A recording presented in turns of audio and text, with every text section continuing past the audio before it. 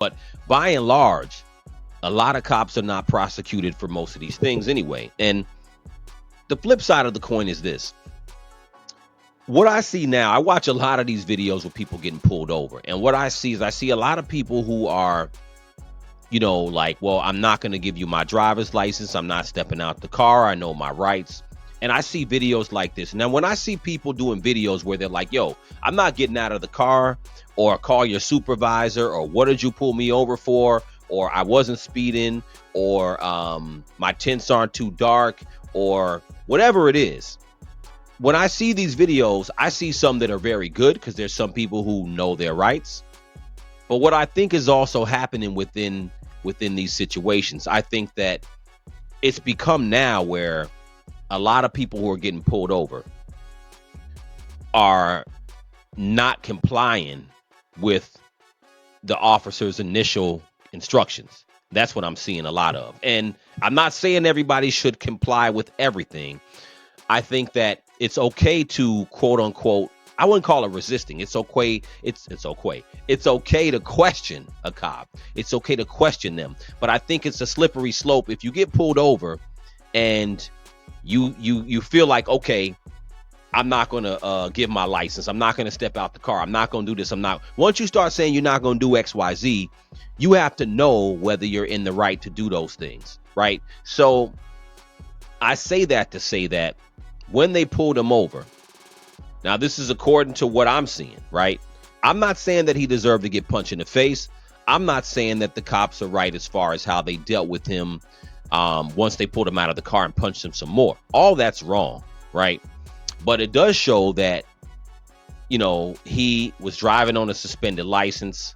And of course, the initial thing was driving without headlights, which was stupid. But here's the problem. The problem is when you start to say you're not going to give a driver's license, you're not going to do this, or not going to do that. The question is, are you within your rights to do so, right? Or what is the reason why? Because to me, if your driver's license is straight, your insurance, your paperwork is straight, insurance is straight, you don't have no drugs in the car, you don't have anything where you breaking the law, then I understand it's important for people to make a case. But what happens is everybody's trying to play lawyer now. Everybody's trying to be like, I'm not going to comply, go call your supervisor. And the problem with that is that a lot of people end up being in the wrong, and they end up escalating.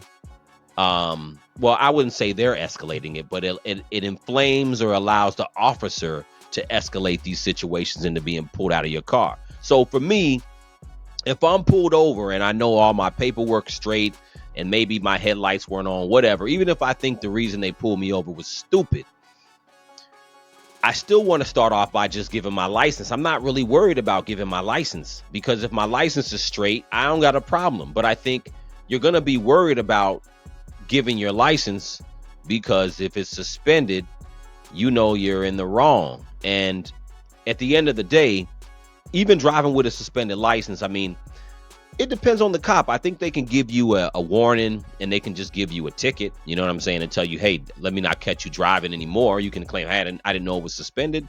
Some will let you go, but not giving your license is never going to end up in any good situation. So it shows that he was sentenced to serve 2 days in jail for resisting arrest without violence and driving with the suspended license. So the driving with the suspended license, there's no way you can really get around it. So hold on, let me go back. Okay, so this is the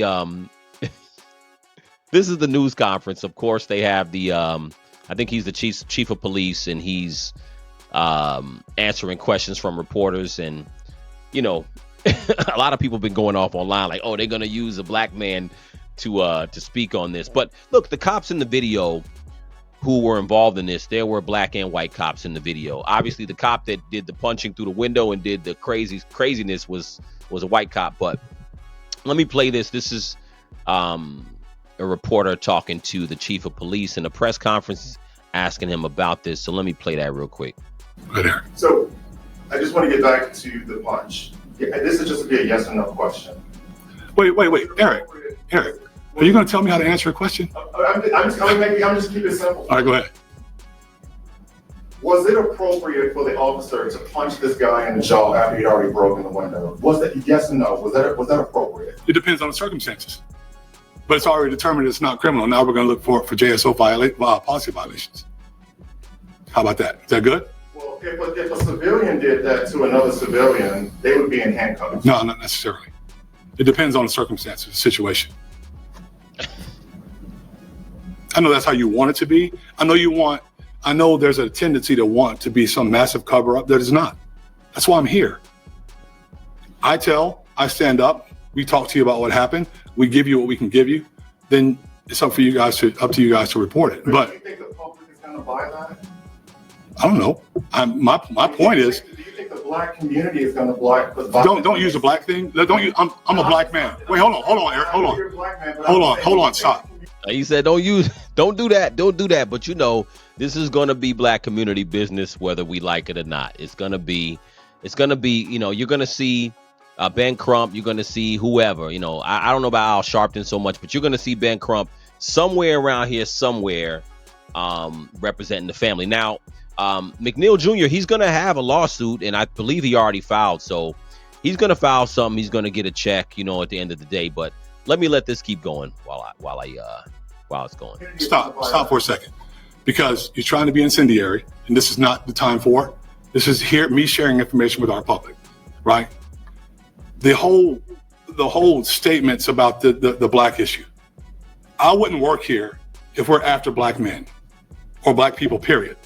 I can tell you he wouldn't. I can tell you any other African American or black male or female that works here wouldn't work here if we're after if our black citizens are under siege. Not the case. Not at all. I've been alive probably a little bit longer than you have. Haven't had any of these issues. You know why? Because if I was ever stopped by the police, which I was when I was a young man, and they asked me to do something, I did it. It's simple compliance. It doesn't rise. It doesn't get out of control. That stuff doesn't happen then. Do as we ask you to do. If you don't like the word compliance, just do as we ask you to do then, so that we can get finished. Then you tell us about it if you feel like your rights were violated, and we can deal with it. That kind of goes back to the crux of why I was doing this episode, right?